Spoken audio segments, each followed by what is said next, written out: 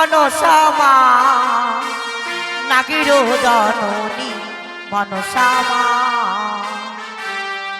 ওই আমি মনসামা মনসামা নাগির জননী মনসামা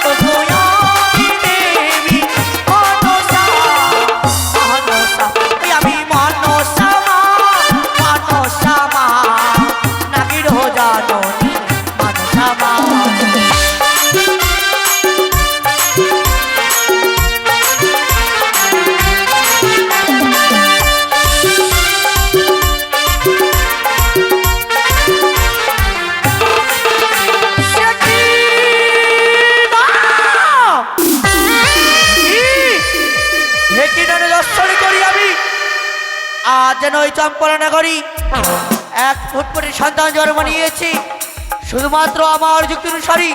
তবে সে কি না না না না ওই ভাগ্য বিধাতা যদি তার কথা মতো ওই বাতাল লিখে লিখি হতে পারবো না বিশ্ব বাজারে বিশ্ব পূজিত, তবে আমি কি করব মনে পড়েছি এই মতে ছুটে যাবো আমি ভাগ্য বিধাতার নিকটে। যে করে হোক না কেন ছালে বলে যাইতে কৌশলী লিখন লিখতে বলবো শুধুমাত্র আমার যুক্তি অনুসারী। তবে বিলম্ব না কথায় বাবা হাংসল এই মতে নিয়ে চলো বিদ্যাবাতার সম্মুখে।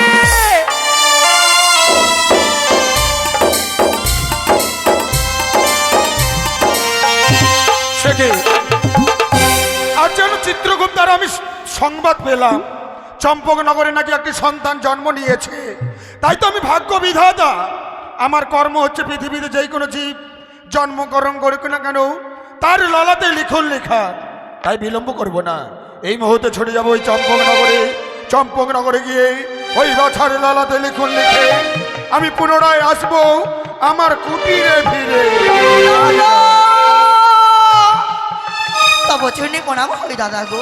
এগে পদ্মাবতী এই অসময় এভাবে দাদা দাদা বলে প্রথম আজ আকুল কণ্ঠে তোমার কি কোনো বিপদ হয়েছে? দাদা গো তোমার বিপদ হয়েছে, দাদার কাছে এসেছো, বলো বোন বলো এমন কি বিপদে পড়েছো? একটিবার তুমি এই দাদার কাছে প্রকাশ করে খুলে বলো। দাদা আজ তোমার কেন নিকটে এসেছি জানো দাদা গো? আমার মনে বড় আশা নি আশা আমি ছুটে এসেছি তোমার নিকটে দাদা গো। হ্যাঁ তুমি আমার ছোট্ট বোন, তোমার হই আমি দাদা। দাদা তাই দাদা হয়ে বোনের মনের আশা আকাঙ্ক্ষা পূর্ণ করব না তা কি করে হয়? ওরে ছোট্ট বোনটি আমার, তুমি বলো না এমন কি আশা নিয়ে আমার কাছে এসেছো?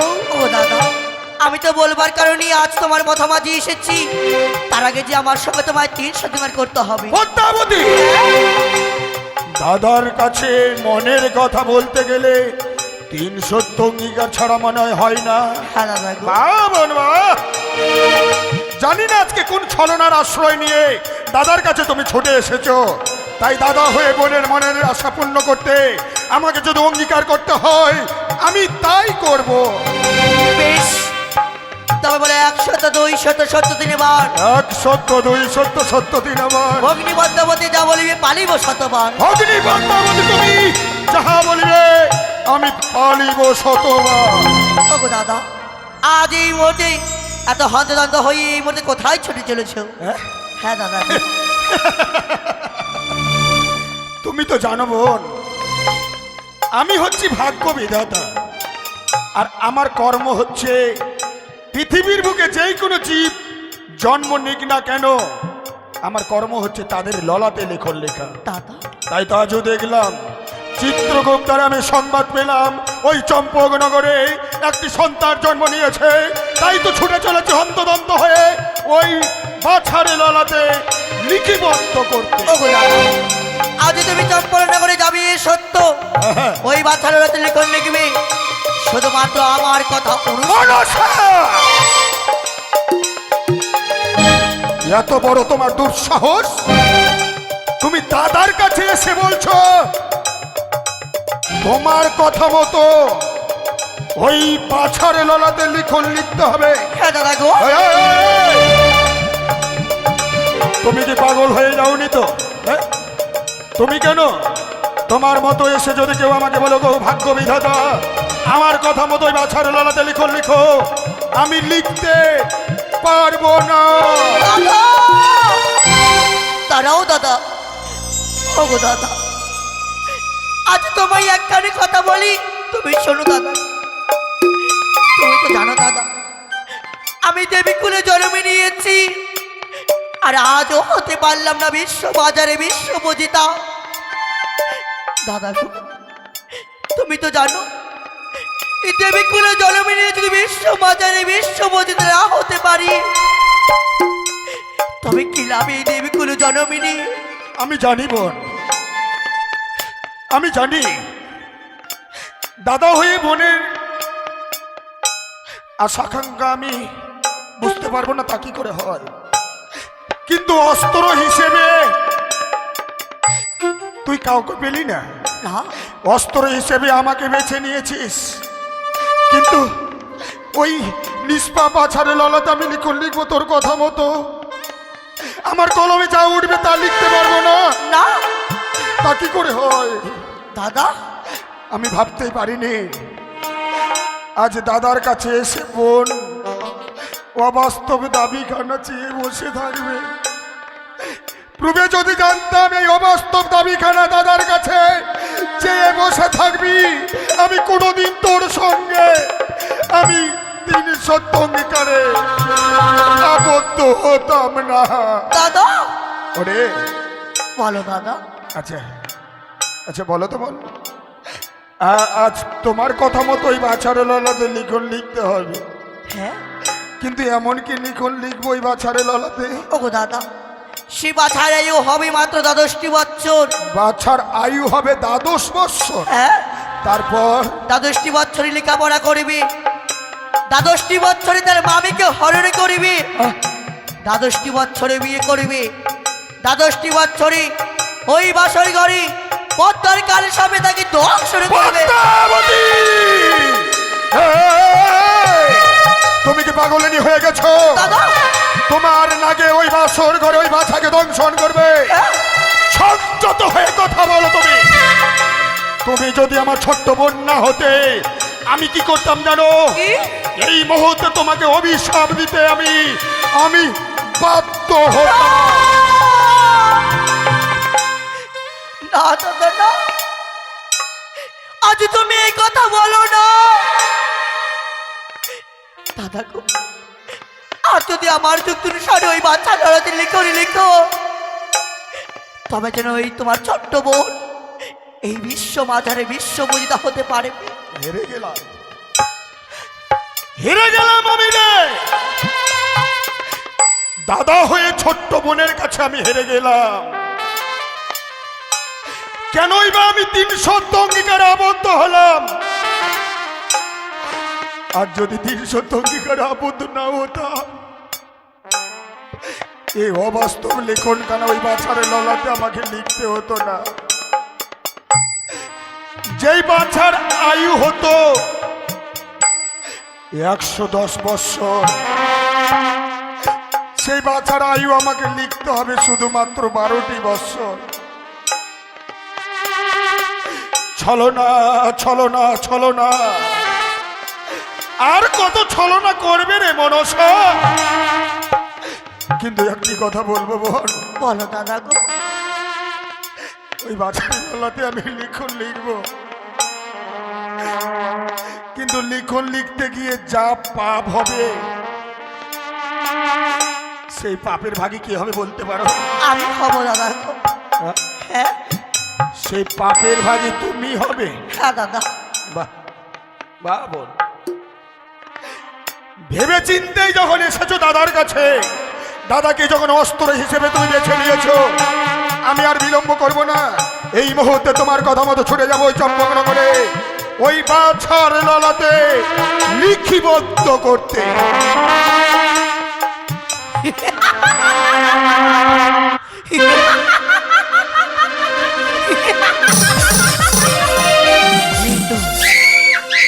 এই তো আমার সুবর্ণ সুযোগ, হতে পারবো বিশ্ব মাঝারে বিশ্ব বুঝিতা। ওই তো যাই বিধাতা, ওই বাছালো লিখন লিখবার কারণে শুধুমাত্র আমার যুক্তি অনুসারী, তবে বিলম্ব নয়, এই মধ্যে চলে যাব আমি ওই সিজুয়া পর্বতে।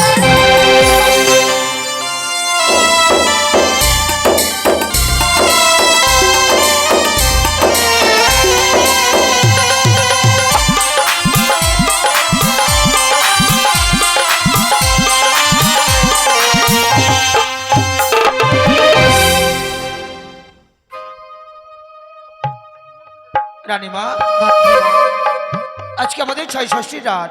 সত্যি? এই ৬৬ রাতে এই আতুর ঘরে থাকতে হয় মা। তাই বুঝি? হ্যাঁ, আর এই আতুর ঘরে রাতে ঘুমোতে নেই। কিন্তু আমি কি সারা রাত জেগে থাকতে পারবো মা? আমি যে বড় ক্লান্ত গো। ভয় নেই রানীমা, আমি তো আপনার পাশে আছি, আমি সারা রাত জেগে থাকবো। দেখুন না, আমার খোকন যেন এখনো জেগে রয়েছে গো। আহা, কাঁদে না কাঁদে না মা। এই দেখো, তারা দেখো, চাঁদ দেখো, গাছ দেখো, ফুল দেখো।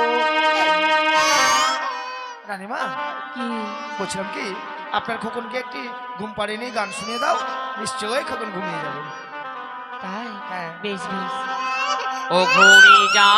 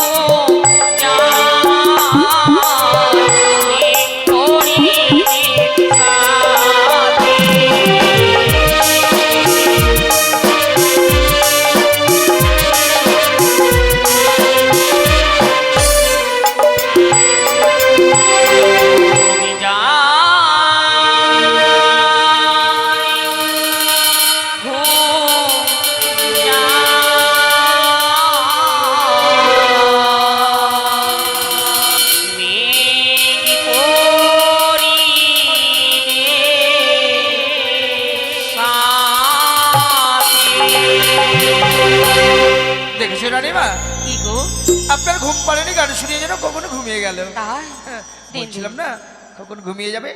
নাও নাও, কোলে নাও, আর আমি ততক্ষণ ওই দরজাতে আমি বসে থাকি। বেশ।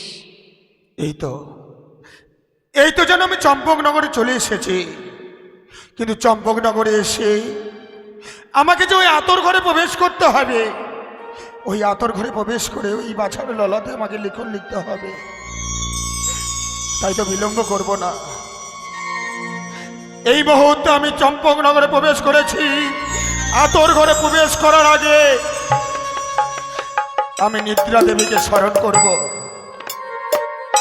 ওগো নিদ্রা দেবী, ছুটে এসো চম্পকনগরে। চম্পকনগরের পূজা বিন্দুদেরকে দেবে তুমি সুখের নিদ্রা, আর আতর ঘরে যিনারা রয়েছেন তাদেরকে দেবে তুমি মায়া নিদ্রা। আর বিলম্ব করবো না গো, না জানি একটিবার যদি পূর্বাকাশে সূর্য উদিত হয়ে যায়, সারাটি জীবনের জন্য আমাকে এই আতর ঘরে থেকে যেতে হবে। কোনদিনকার জন্য আমি ওই স্বর্গলোকে পৌঁছতে পারবো না। তাই যাই যাই, এই মুহূর্তে আমি আতর ঘরে প্রবেশ করি। সে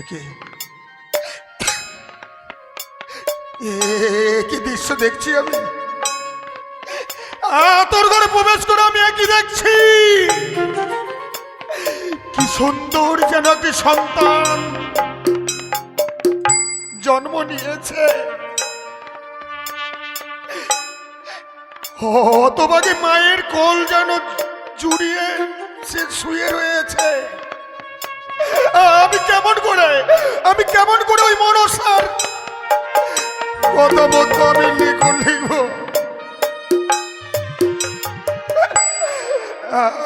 আমি যদি আগে জানতাম, আমি কোনোদিন ওই মনসার সঙ্গে আমি 3 শর্ত অঙ্গীকার করতাম না।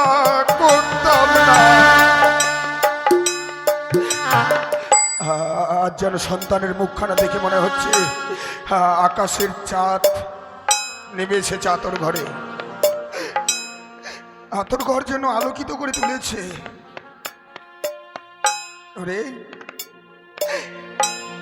আজ যখন পৃথিবীর বুকে জন্মই নিবি, এই চম্পকনগরে জন্ম না নিয়ে আর যদি অন্য ঘরে জন্ম নিতিস, তাহলে এভাবে তোকে এই পৃথিবী ছেড়ে চলে যেতে হতো না।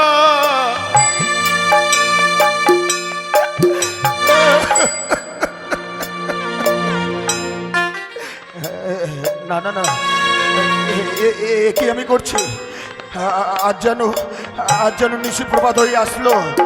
একটিবার নিশি প্রভাত হয়ে গেলে আমি যে আতর ঘর থেকে পরিত্যাগ করে যেতে পারবো না। তাই বিলম্ব করবো না গো। এই মুহূর্তে আমি বাছার ললাতে আমি লিখন লিখব।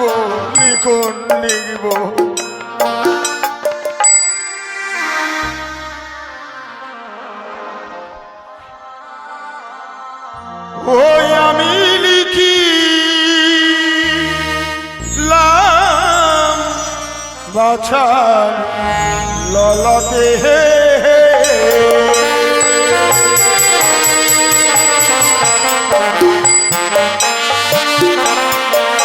ওই না এমন লিখন লিখব আমি এখন নাইতে পারে।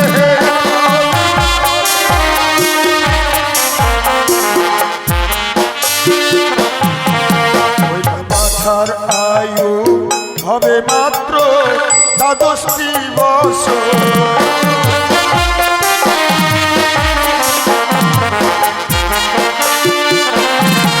ওই না 12 বছরে দেখো লেখাপড়া করিবে।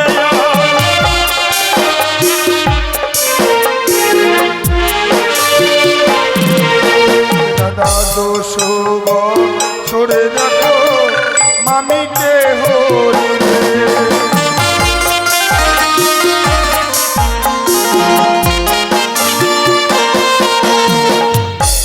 আজ এমন লিখন আমি লিখলাম, যে পৃথিবীর বুকে কেউ কোনোদিন করতে পারে না, তেমনটি ভাবে আমাকে এই বাছারে লালাতে লিখন লিখতে হচ্ছে। এই সন্তান নিজের মামিমাকে হরণ করবে, নিজের মামিমার মান সম্মান নিয়ে ছিনিমিনি খেলবে, এই লিখন লিখতে হচ্ছে বাছারে লালাতে। কেন কেন আমার এই পদ্মাবতীর সঙ্গে প্রথম আজ সাক্ষাৎ হলো?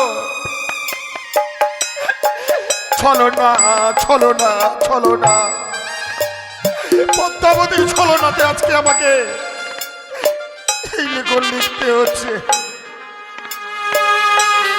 হাইরে হতভাগ্য সন্তান, পূর্বে যদি জানতাম তোর লালাতে এমনটি লিখন লিখতে হবে,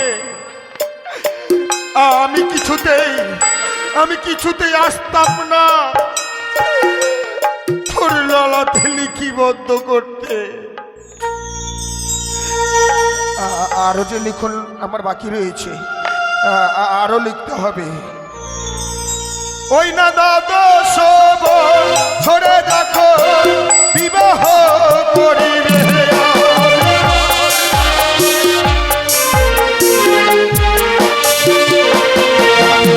বিবাহ ছড়ে দেখো ধ্বংসিবে না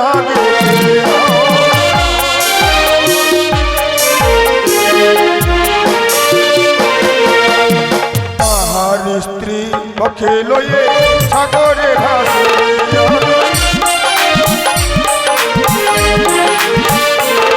ভাসিতে ভাসিতে যাবে কনক দেব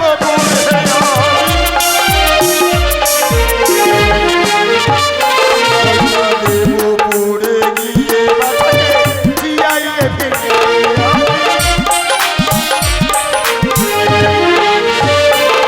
ওই আমি লিখিলাম বাছা ললাতে,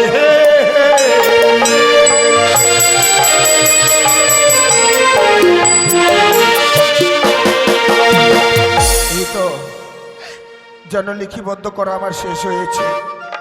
আমি আর বিলম্ব করব না গো, কেননা বিলম্ব করতে গেলে চলবে না। আমাকে যে স্বর্গলোকে যেতে হবে, কেননা এই মর্তধামে আমি থাকতে পারবো না, আমাকে স্বর্গলোকে যেতে হবে। যাই যাই, এই মুহূর্তে মায়ের সন্তান মায়ের কোলে দিয়েছি, এই আতর ঘর থেকে পরিত্যাগ করে আমি চলে যাই। কে কে আতর ঘরে? কি কে তুমি? এই ৬৬ রাতে আতর ঘরে প্রবেশ করেছো? আমি হই ভাগ্য বিধাতা। বিধাতা, তব চরণে জানাই সহস্র শতকোটি প্রণাম। আয়ুষ্মতি ভব।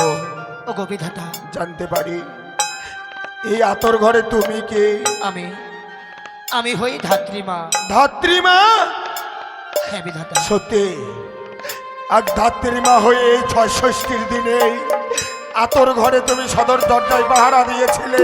হ্যাঁ বিধাতা। না জানি তুমি কোন জন্মে পুণ্য করেছি বলে সেই পুণ্যের ফলে এই আতর ঘরে তোমার সঙ্গে আমার সাক্ষাৎ হয়েছে বিধাতা। কিন্তু তোমার মুখখানা দেখে মনে হচ্ছে তুমি কিছু বলবে মনে হয়। ও গো বিধাতা, বলো ধাত্রীমা। সত্যি সত্যি আজ আমি কোন জন্মে পুণ্য করেছিলাম বলে এই আতর ঘরে স্বয়ং বিধাতার সঙ্গে সাক্ষাৎ হয়েছে, তাই একটি কথা বলবো বিধাতা। বলো। আজ কেন এই ৬৬ রাতে এই আতর ঘরে প্রবেশ করেছিল? ধাত্রীমা, তোমার হয়তো জানা নেই আমি যে ভাগ্য বিধাতা। এই পৃথিবীর বুকে যাই কোনো জীব জন্ম নিক, আমার কর্ম হচ্ছে তার ললাতে লেখো করা। তাই বুঝি? তাই আজও এসেছিলাম লিখিবদ্ধ করতে ওই বাছারের ললাতে।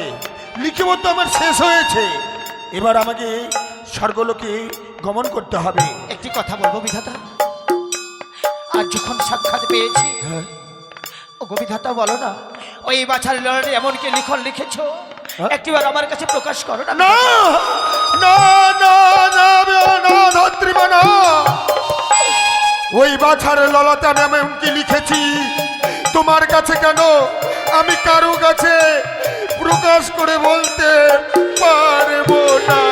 দাদা, আজকের দিনে তোমায় যখন আমি আতর ঘরে পেয়েছি, আর আমি তোমার কাছে বাইনা ধরেছি এই বাসার ললাটে লিখনের কথা জানার, কিন্তু আজকের দিনে তুমি যদি আমার কাছে লিখনের কথা না বলো, তবে আমি যে তোমার পথ ছেড়ে দেবো না। ধাত্রীমা, হ্যাঁ, লিখনের কথা না বললে তুমি আমার পথ থেকে সরে দাঁড়াবে না? না। হ্যাঁ, আমাকে যেতে দেবে না? তুমি কি পাগলিনী হয়ে গেছো? বিধাতা, আমি কি বলি ধাত্রীমা, বলো। আমার পথ থেকে সরে দাঁড়াও, আমাকে তুমি যেতে দাও। ও দারুণ বিধি রে, ধাত্রীমা, আজ এমন কি লিখিলে বাছারে ললাটে।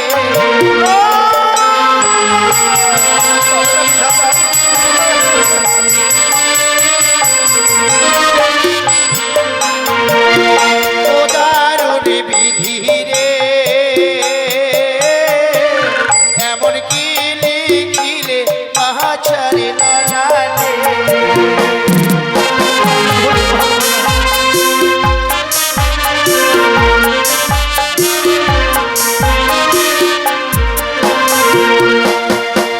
ওগো বলো বলো ও বিধাতা, বলো না আমারে দাদু।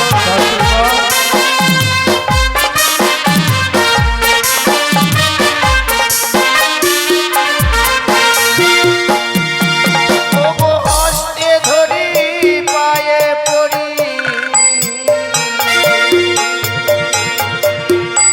বিধাতা বলি যে তোমার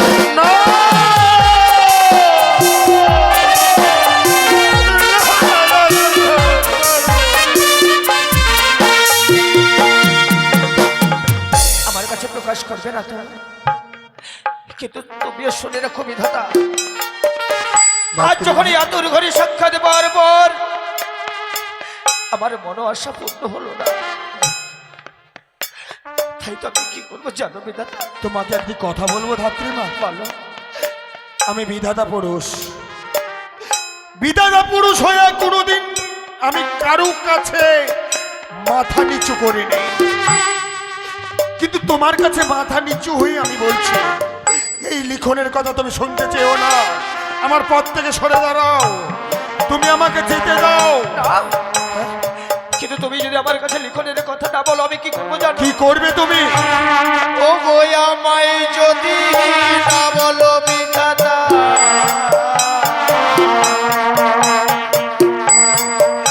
আমি তেজিব জীবন।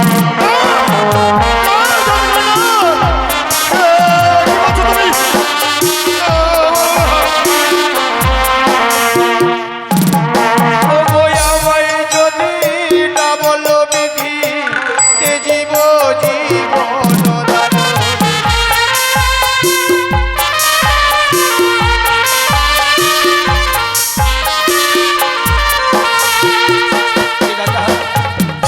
আজ যখন সাক্ষাৎ পাওয়ার পর ওই লিখনের কথা জানতে পারলাম না, বৃথা হয়ে গেল মোর মানব জনম, হয়তো এই জীবন আমি রাখতে চাই না। ওই দেখা যায় স্বর্ণভূষণ বন, আজ যখন পূর্বাকাশে সূর্য উদয় হবে, এই রাজপ্রাসাদ পরিত্যাগ করার সাথে সাথে ওই সরোবরে গিয়ে আমার প্রাণটুকু আমি বিসর্জন। দাঁড়াও, দাঁড়াও ধাত্রীমা, কি বলছো তুমি? আজ তুমি নিজের প্রাণ ওই গঙ্গার সাগরে তুমি বিসর্জন দিতে চাইছো?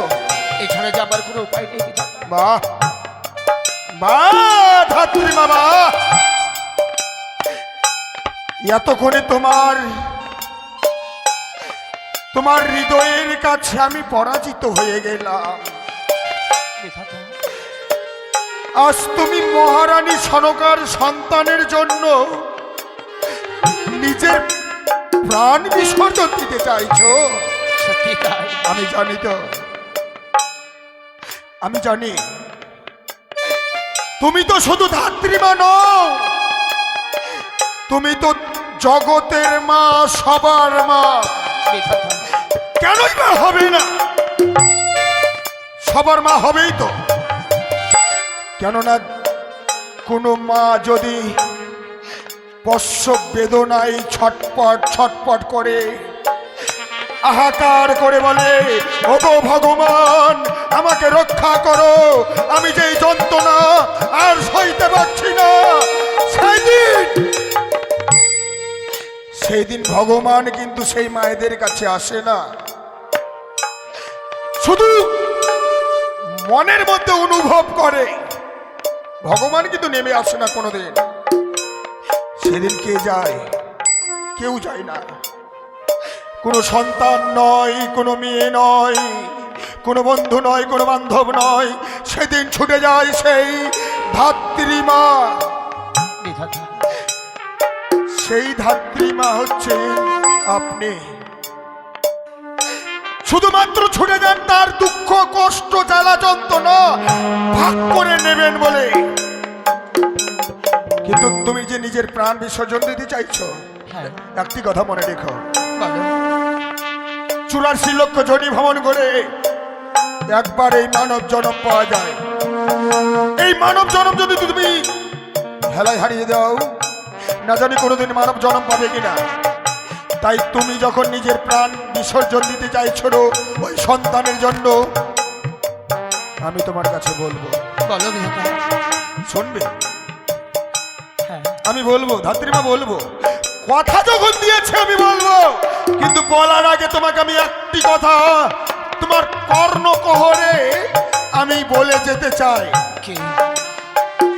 না জানি সেই লিখনের কথা বলবার পর একটি কথা মনে রেখো ধাত্রীমা, যেমনি ভাবে আকাশ থেকে বজ্রপাত হবার আগে সমস্ত আকাশটুকু নীরব নিঃশব্দ হয়ে যায়, সমস্ত আকাশটুকু থম হয়ে যায়, তেমনি ভাবে আজকের দিনে আতর ঘর সেই লিখনের কথা শুনবার পর না জানি তোমার পায়ের নিচ থেকে মাটি সরে যেতে পারে। সমস্ত আকাশটুকু তোমার মাথায় খুলে পড়ে যেতে পারে। বিধাতা, তোমাকে নিজেকে শক্ত হতে হবে। বেশ, আমি যখন বাইনা ধরেছি শোনার জন্য, আমার যতই দুঃখ কষ্ট হোক না কেন আমার কাছে প্রকাশ করো বিধাতা। ওই বাছারাইও আমি লিখেছি 12 বৎসর। 12 বছর। 12 বৎসর সে পড়াশোনা করবে। হ্যাঁ শুধু তাই নয়, 12 বৎসরে সে নিজের মামিমাকে হরণ করবে। বিধাতা, হ্যাঁ ধাত্রীমা, হ্যাঁ। তারপর শুধু তাই নয়, আর কি লিখেছি জানো ধাত্রীমা? কি? আরো লিখেছি এই বছর ললাতে আমি 12টি বৎসরের মধ্যে সে বিবাহ করবে। বিবাহ? বিবাহ বাসরে ওই বাছাকে, কেন যে আমি আর বলতে পারছি না ধাত্রীমা। বলার আগে যেন আমার জিহ্বাখানা আলস্ত হয়ে আসে, আমি তোমার কাছে সেই কথা প্রকাশ করে বলতে পারছি না। এমন কি লিখন লিখেছ যে কথা বলবার পূর্বে যেন জিহ্বাখানা নষ্ট হয়ে যায়? বলো বিধাতা, থামলে কেন? তুমি তো না শুনলে আমার পথ ছাড়বে না। তবে শোনো, বিবাহ বাসরে ওই বাছাকে দংশন করবে ওই পদ্মাবতীর নগিনীতে।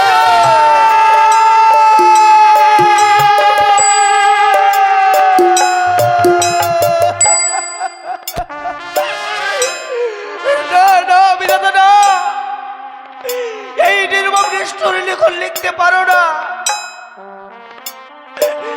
কি অপরাধী ছিল সেই নবজাত সন্তানের, আজ এত বড় নির্দয় নির্মমের মতো লিখেছ। তোমার তো প্রাণে কি এতটুকু মায়া নেই, এতটুকু মমতা নেই? তোমার হৃদয়টা কি পাষাণে গড়া? বলো, আরো বলো ধাত্রীমা, আরো বলো। তুমি ঠিক বলেছ, যেই বিধাতা পুরুষের সামনে কেউ কোনোদিন মাথা উঁচু করে কথা বলতে পারেনি, আজ তুমি মর্তের মানব হয়ে বিধাতা পুরুষকে বলছো আমার এই হৃদয়ে দয়া মায়া মমতা বলতে কিছু নেই। ওগো বিধাতা, একটি কথা বলো। আমি কোনো জোরে পায়ে ধরে বিরতি করে বলি, একটিবার ওই বাছারের লিখনের কথা ফিরিয়ে নাও না বিধাতা। পারবো না। পারবো না ধাত্রীমা, আমি বিধাতা পুরুষ। যেই লিখিবদ্ধ আমি একটিবারে লিখে দিই, সেই লিখন আমি পুনর্বার ফিরিয়ে নিতে পারি না। আজ আমি তোমার মুখস্থিত বাড়ি শ্রবণ করে ধন্য হয়ে গেলাম। আজ আমি মর্মে মর্মে উপলব্ধি করতে পারছি যে দেবতারাও যে এত নিষ্ঠুর নির্মম হয়, এই আমার প্রথম জানা হলো। বলো, আরো বলো, আরো বলো ধাত্রীমা। আমি নিষ্ঠুর, আমি পাষাণ। আজ পাষাণ না হলে এমন লিখন আমি লিখতে পারতাম না ওই নিষ্পাপ বাছার ললাতে। ধাত্রীমা, আমি একটি কথা বলবো? বলো। তুমি তো আমাকে কথা দিয়েছিলে, লিখনের কথা বলবার পর তুমি আমার পথ থেকে সরে দাঁড়াবে, আমাকে স্বর্গলোকে যেতে দেবে। এবার সরে দাঁড়াও, আমাকে যেতে দাও। এই যে পথ ছেড়ে দিলাম, কিন্তু দাঁড়াও, দাঁড়াও ধাত্রীমা। চলেই যাচ্ছি আমি স্বর্গলোকে, কিন্তু যাওয়ার সময় তোমার কর্ণকোহরে আমি একটি কথা বলে যেতে চাই। এমন কি কথা দেবতা? যেই লিখনের কথা আমি তোমার কাছে বলেছি, সেই লিখনের কথা শুধু জানবে তুমি আর আমি। কোনোদিন যদি তুমি কারো কাছে প্রকাশ করার চেষ্টা করো, সেই দিন তুমি সেই দিন বলার সঙ্গে সঙ্গে এই লিখন